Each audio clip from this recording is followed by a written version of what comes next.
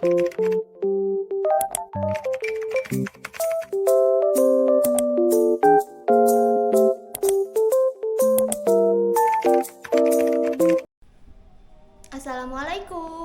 Halo teman-teman. Tahukah kalian bahwa bentuk-bentuk abstrak maupun peraturan yang ada di lingkungan sekitar kita dipelajari dalam bidang ilmu matematika loh? Yaps, kalian tidak salah dengar. Ilmu itu dipelajari di cabang ilmu geometri yang dinamakan geometri fraktal. Tahukah kalian apa itu geometri fraktal? Secara sederhana, geometri fraktal merupakan cabang ilmu geometri yang mempelajari bangun geometri yang memiliki struktur berulang, sehingga saat diperhatikan dengan detail, bentuk tersebut memiliki pola maupun struktur yang sama satu dengan yang lainnya.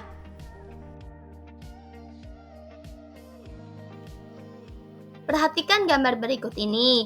Gambar ini merupakan gambar kurva bongkahan salju Koch.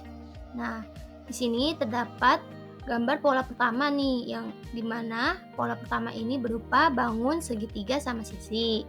Lalu di gambar kedua ini terdapat pola gambar segitiga sama sisi yang di tengahnya ini, lalu ditambahkan oleh 3 segitiga lainnya yang diletakkan di sisi kiri, kanan, dan bawah. Lalu di gambar ketiga ini ditambahkan sejumlah 12 segitiga di masing-masing sisi kiri dan kanan segitiga yang terdapat di pola kedua ini di sisi sini. 1, 2, 3, 4, 5, 6, 7, 8, 9, 10, 11, 12. Lalu begitu pula dengan gambar pola yang keempat dan kelima. Nah, sehingga hal tersebut membentuklah suatu pola pada gambar bongkahan salju Koch. Secara teoritis, proses tersebut akan menghasilkan sebuah gambar yang luasnya berhingga, namun dengan batas yang panjangnya tak berhingga, yang terdiri atas tak berhingga titik.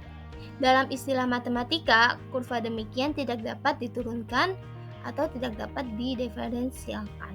Oke, nah jadi maksudnya itu, jika kalian membuat pola ini dalam prinsip fraktal, kalian bisa saja menambahkan pola ini di sisi kiri ataupun kanan. Nah, dengan panjang yang tidak berhingga. Nah, kalian bebas mau menambahkan pola ini sampai sejauh mana panjangnya itu. Selanjutnya, pada setiap tahap pembentukan, panjang sisi-sisinya bertambah dengan rasio 4:3. Nah, ahli matematika Benoit Mandelbrot telah menggeneralisasi istilah dimensi yang disimbolkan dengan D untuk menyatakan pangkat pada bilangan 3 yang menghasilkan 4, yakni 3 pangkat D sama dengan 4. Nah, dimensi fraktal Snellius-Koch ini kita dapat mengetahui bahwa dimensinya itu adalah log 4 per log 3 atau mendekati 1,26. Jadi dimensi fraktal Snellius-Koch-nya ini yaitu 1,26. Lalu untuk contoh selanjutnya yaitu terdapat pada motif kain tenun tanimbar. Nah, perhatikan gambar ini. Jika kalian memperhatikan gambar ini terdapat pola yang sama. Ini ada garis warna biru, oranye, merah, biru, hitam. Nah, begitu pula di bawahnya ada juga garis merah, oranye, biru, dan hitam. Nah, lalu coba kita perhatikan yang ini, lengkungan-lengkungan putih dan juga titik-titik yang berada di antara lengkungan-lengkungan ini. Nah, dari gambar kain tenun tanimbar ini kita dapat menyimpulkan bahwa di dalam motif kain tenun ini terdapat pengulangan suatu objek dalam ukuran yang sama maupun berbeda. Nah, sehingga membentuk suatu pola.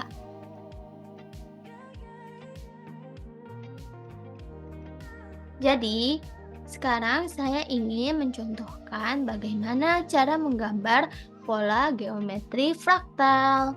Nah, di sini saya menggunakan website aplikasi GeoGebra.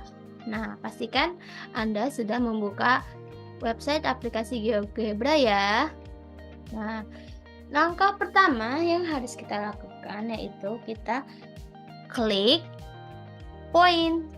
Nah, kita taruh di sembarang sisi aja nih, 2 titik A, 2 titik yaitu titik A dan B. Nah, lalu kemudian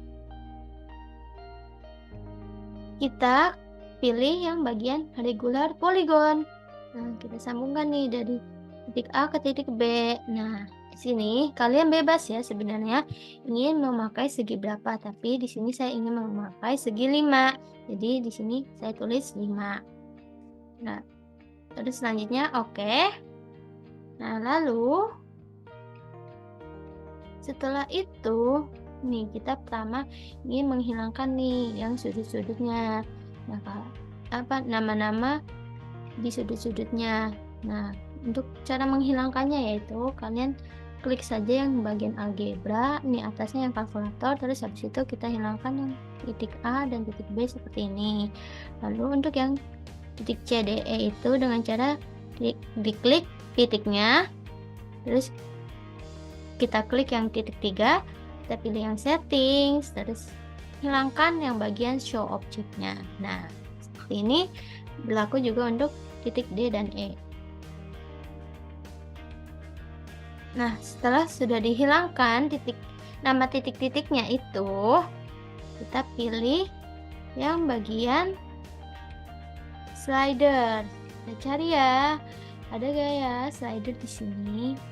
Nah, kita klik slider, klik pada bangun datarnya itu.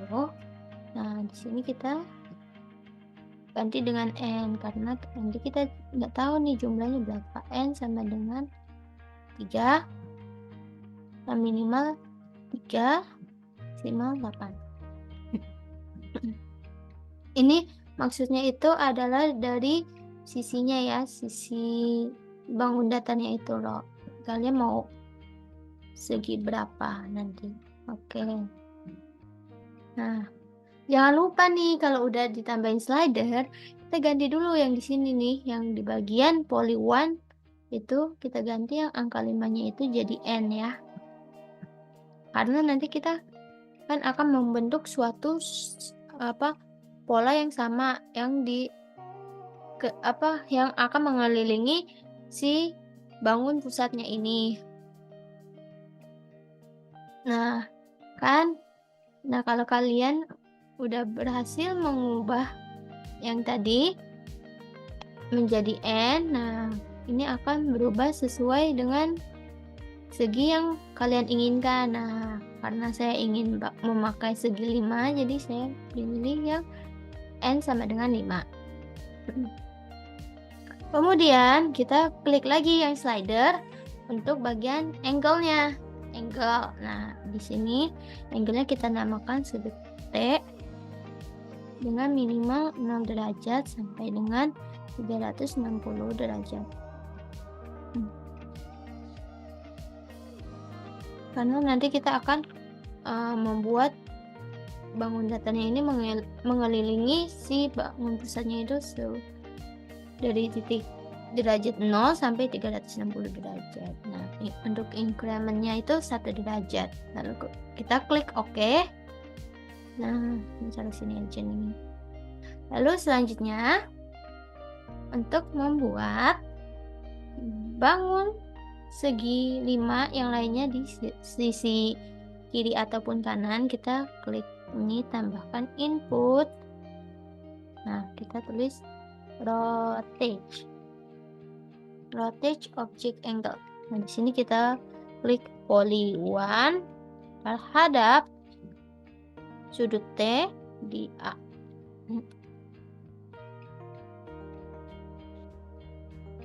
Nah, maka akan muncul nih bangun datar segi 5 lainnya di sebelah kiri.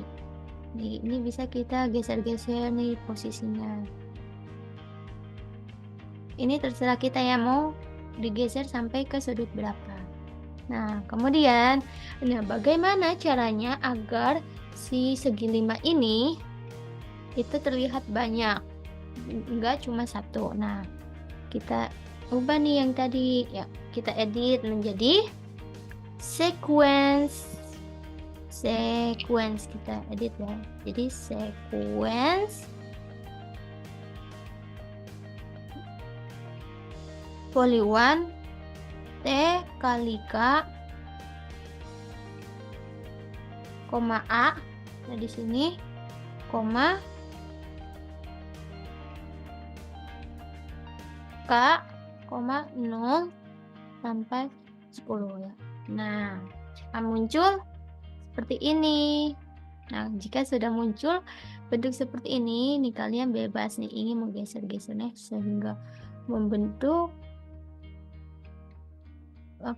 pola seperti apa itu bebas ya. Nah, misal kita berhenti di pola 160 derajat, maka bentuknya akan seperti ini. Nah, begitu pula dengan bangun datarnya nih, kalian bebas nih ingin memilih segi berapa, segi 4 kek, segi 5 gitu. Nah, maka ini bangun datarnya akan berubah juga segi 6 nih, maka polanya juga akan berubah menjadi seperti ini ya teman-teman.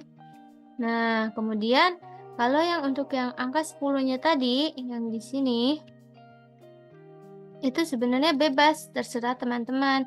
Teman-teman ingin memasukkan angka berapa aja, itu kan kayak bersinambungan, kalian ingin merotasinya sebanyak 10 kali. Kalau ini kan saya pilihnya 10, berarti saya ingin merotasikannya sebanyak 10 kali. Nah, kalau kalian pilih angka 8, berarti kalian itu memilih untuk merotasikannya sebanyak 8 kali. Begitu teman-teman.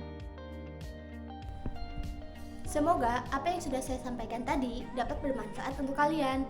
Wassalamualaikum warahmatullahi wabarakatuh.